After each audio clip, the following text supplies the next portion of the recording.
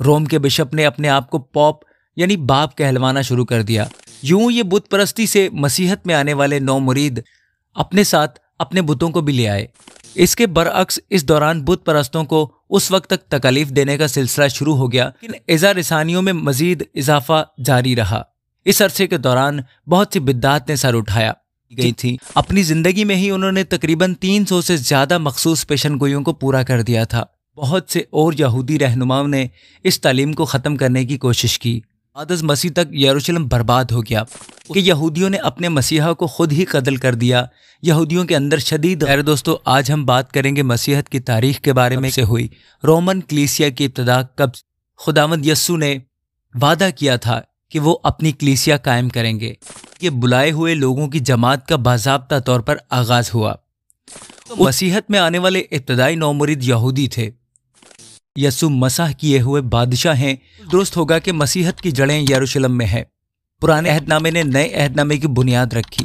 اس وقت تک نئے عہد نامہ کی زیادہ تر کتابیں مکمل ہو چکی تھیں۔ مسیحت رومی سلطنت کا سرکاری مذہب بن گئی اور بچوں کے بپتسمے کو حقیقی گناہ سے پاک ہونے کے یونانی کلیسیا اس کے ساتھ متفق نہ ہوئی، بلکہ فرقہ واریت میں اہم کردار ادا کیا۔ کلیسیا نے تمام اتحاد ختم کرتے ہوئے ایک دوسرے سے تعلقات ختم کر دیے اور ان کا رہن سہن بادشاہوں جیسا تھا، پر فساد اور لالچ پایا جاتا تھا۔ خونریز اور بہت مہنگی صلیبی جنگوں کے سلسلے کو شروع کرنے اور جاری سب کو مختلف طریقوں سے خاموش کرا دیا گیا۔ لوتھر کے ساتھ ہی پروٹسٹنٹ تحریک نے جنم لیا اور اپنے اعمال کی بنیاد پر نہیں بلکہ صرف فضل سے ایمان کے وسیلہ سے نجات پاتے ہیں۔ کے درمیان جنگوں کا سلسلہ بھی جاری رہا۔ میں جدید دور کے لیے دروازے کھولنے میں مشنری دنیا بھر میں انجیل کی منادی کرتے رہے۔ رومن کیتھولک کلیسیا اور ایسٹرن آرتھوڈوکس کلیسیا نے اپنے ٹوٹے ہوئے تعلقات کو بحال کرنے کے لیے اقدامات کر لیے ہیں۔ خداوند یسوع المسیح کے پاک معتبر میٹھے اور پیارے نام میں آپ تمام بہنوں اور بھائیوں کی سلامتی ہو۔ دوستو، میں ہوں عمران، آپ کا دوست چینل گاڈ از لو سے۔ پیارے دوستو، میں امید کرتا ہوں کہ آپ سب ٹھیک ہوں گے اور کلام خدا میں بڑھ رہے ہوں گے۔ پیارے دوستو، آج ہم بات کریں گے مسیحت کی تاریخ کے بارے میں کہ مسیحت کی ابتدا کب سے ہوئی، رومن کلیسیا کی ابتدا کب سے ہوئی، اور اس کے علاوہ بہت سی معلومات اس ویڈیو کے اندر آج میں آپ کو دینے والا ہوں۔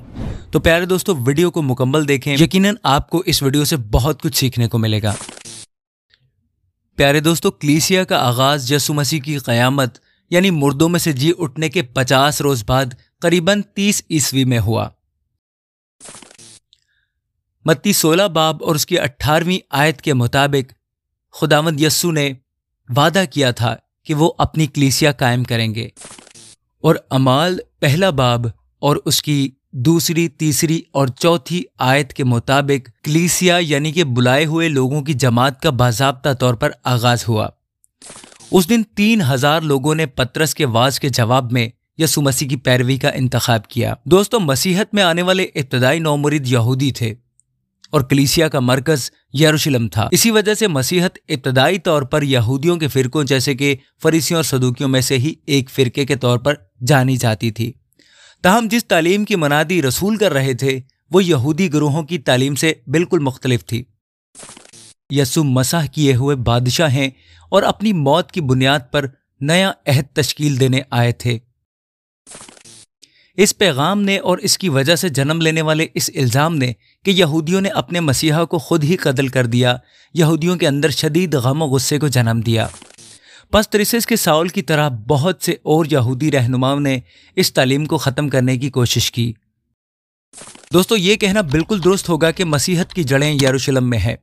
پرانے عہد نامے نے نئے عہد نامے کی بنیاد رکھی، اس لیے پرانے عہد نامے کے علم کے بغیر مسیحت کو مکمل طور پر سمجھنا ناممکن ہے۔ دوستو، پرانا عہد نامہ مسیح یعنی نجات دہندہ کی ضرورت کے بارے میں بیان کرتا ہے، جس میں مسیحا کے منتظر لوگوں کی تاریخ پائی جاتی ہے، اور یہ عہد نامہ مسیح کی آمد کی پیشن گوئی بھی کرتا ہے۔ نیا عہد نامہ مسیح کی آمد اور گناہ سے نجات کے لیے اس کے کام کو بیان کرتا ہے۔ پیارے دوستو، خداوند یسوع مسیح نے اس بات کو ثابت کرنے کے لیے کہ در حقیقت وہی مسیحا ہیں جن کے بارے میں پرانے عہد نامے میں بہت ساری پیشن گوئیاں کی گئی تھیں، اپنی زندگی میں ہی انہوں نے تقریباً 300 سے زیادہ مخصوص پیشن گوئیوں کو پورا کر دیا تھا۔ پینتیکوست کے تھوڑے عرصے کے بعد کلیسیا میں غیر یہودیوں کے لیے بھی دروازے کھل گئے تھے۔ मुबशर फिलिपस ने सामरियों में मसीह की मुनादी की और उनमें से बहुत से मसीह पर ईमान ले आए। और प्यारे दोस्तों, इसके अलावा पतरस रसूल ने गैर कौम के करनेलियस के घराने में मुनादी की और उन्होंने भी रूह कुद्दस पाया। पौलुस रसूल ने, जो कि बतौर साउल पहले कलीसिया को तकलीफ पहुंचाने में बड़े पैमाने में सरगर्म था, इंजील को तमाम रोम और यूनान में फैला दिया। और दोस्तों, मुमकिन तौर पर वो इस तालीम और पैगाम को स्पेन तक भी ले गया था। प्यारे दोस्तों, सन 70 बाद मसीह तक यरूशलेम बर्बाद हो गया। उस वक्त तक नए अहदनामा की ज्यादातर किताबें मुकम्मल हो चुकी थीं और कलीसियाओं में गर्दिश कर रही थीं। अगले 240 सालों तक मसीहियों को रोम ने बाज़ औक़ात मुख्तलिफ वजूहात की बिना पर और बाज़ औक़ात शाही फरमानों के तहत बहुत अज़ियतें दी। दूसरी और तीसरी सदी में मसीहियों की तादाद में इजाफे की वजह से कलीसियाई क़यादत ज़्यादा से ज़्यादा मुनज़्ज़म होती चली गई। इस अरसे के दौरान बहुत सी बिद्दात ने सर उठाया, जिनको रद्द भी किया गया और नए अहदनामा के कैनन यानी मखसूस किताबों के मोतबर इल्हामी होने पर इत्तेफाक किया गया। लेकिन इज़ा रसानियों में मजीद इजाफा जारी रहा। दोस्तों, 312 बाद मसीह में रोमी शहनशाह कस्तंतीन ने मसीहत को कबूल करने का दावा किया। तकरीबन 70 साल बाद मसीहत रोमी सल्तनत का सरकारी मजहब बन गई। बिशप्स को हुकूमत में आला एजाज के मकाम पर फाइज किया जाने लगा। कस्तंतीन के बाद मसीहियों पर उनके ईमान की वजह से जुल्म और सितम होना बंद हो गया। इसके बरअक्स इस दौरान बुत परस्तों को उस वक्त तक तकलीफ देने का सिलसिला शुरू हो गया जब तक वो अपनी बुत परस्ती को तर्क करके मसीहत को कबूल न कर लेते। इस तरह की ज़बरदस्ती की तब्दीलियों की वजह से बहुत से लोग दिल की हकीकी तब्दीली के बगैर ही कलीसिया में शामिल हो गए। यूं ये बुत परस्ती से मसीहत में आने वाले नौ मुरीद अपने साथ अपने बुतों को भी ले आए और उन रस्मों को भी मानते रहे जिनके वो आदी थे। दोस्तों, इस तरह कलीसिया में बड़े पैमाने पर तब्दीली आई और मुख्तलिफ तरह की शबीहात, वसी फ़न तामीर, ज़ियारतें और मुक़द्दसों की ताज़ीम इब्तदाई कलीसिया की परस्तिश में शामिल हो गई।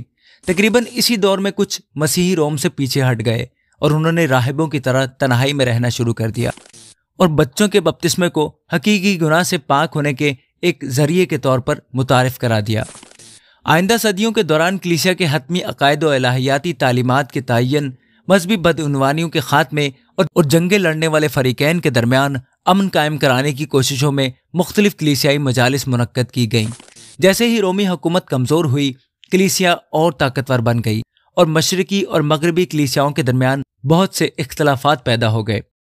रोम में वाक़या लातीनी कलीसिया ने दीगर तमाम कलीसियाओं पर रसूली इख्तियार रखने का दावा कर दिया। रोम के बिशप ने अपने आप को पॉप यानी बाप कहलवाना शुरू कर दिया। कस्तंतीनिया में वाक़या यूनानी कलीसिया इसके साथ मुत्तफिक ना हुई। 1050 बाद मसीह में इलाहियाती, सियासी तर्ज अमल और लसानियाती तकसीम ने बड़े पैमाने पर पैदा होने वाली फ़िरका वारियत में अहम किरदार अदा किया, जिसमें रोमन कैथोलिक कलीसिया, मगरबी कलीसिया और ईस्टर्न आर्थोडॉक्स यानी मशरकी कलीसिया ने तमाम इत्तेहाद ख़त्म करते हुए एक दूसरे से ताल्लुकात ख़त्म कर दिए। यूरोप में रोमन कलीसिया ने अपने ताकतवर इख्तियार को जारी रखा।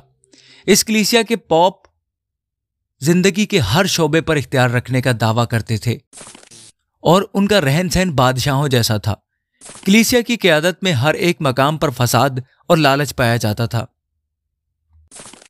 दोस्तों, 1095 से लेकर 1204 तक मुख्तलिफ पोपों ने कई कौमों की तरक्की को ख़त्म करने और यरूशलेम को आज़ाद कराने की कोशिशों में खूनरेज़ और बहुत महंगी सलीबी जंगों के सिलसिले को शुरू करने और जारी रखने की तौसीक की।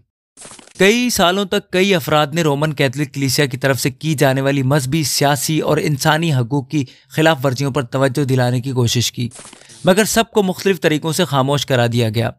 लेकिन प्यारे दोस्तों, 1517 में जर्मनी के एक राहिब मार्टिन लूथर ने रोमन कैथोलिक चर्च के खिलाफ सख्त मौक़िफ़ इख्तियार किया और उसने जो कुछ कहा उसे सब ने सुना। लूथर के साथ ही प्रोटेस्टेंट तहरीक ने जन्म लिया और यही चीज़ क़ुरून वस्ती दौर के इख्तिताम का सबब भी बनी।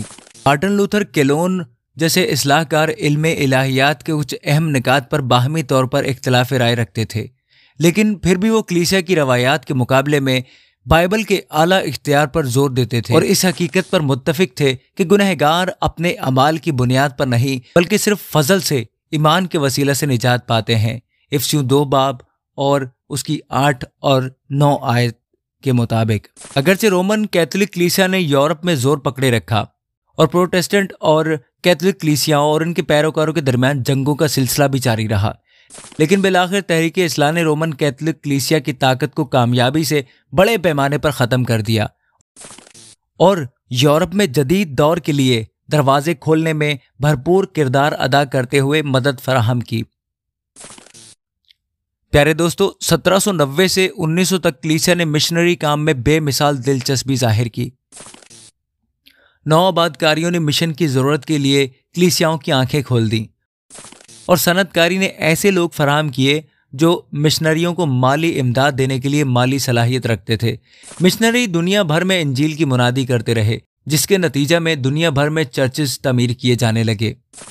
موجودہ دور میں رومن کیتھولک کلیسیا اور ایسٹرن آرتھوڈوکس کلیسیا نے اپنے ٹوٹے ہوئے تعلقات کو بحال کرنے کے لیے اقدامات کر لیے ہیں، جیسے کیتھولک اور لوتھرن کلیسیا نے بھی کیے ہیں۔ بشارتی کلیسیا مضبوط اور خود مختار ہے اور اس نے اصلاحی علم الہیات میں اپنی جڑیں مضبوطی سے قائم کی ہیں۔